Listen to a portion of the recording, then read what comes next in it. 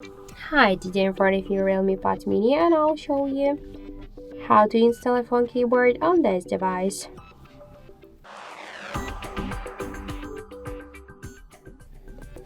So first open the settings application, then scroll the Play Store application, then in the search pool enter the green Apple keyboard.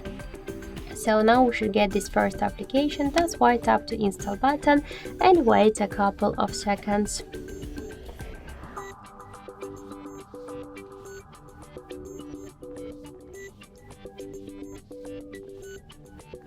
Then just tap to open the app, click enable in settings, and near green Apple bar tap on this water, click to OK twice and click to go back. Here tap to switch input methods and switch your currently keyboard to the green Apple keyboard.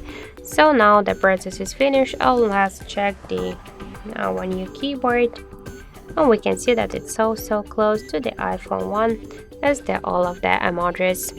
So that's it, thank you for watching, and if you find this video helpful, leave thumbs up and subscribe our channel.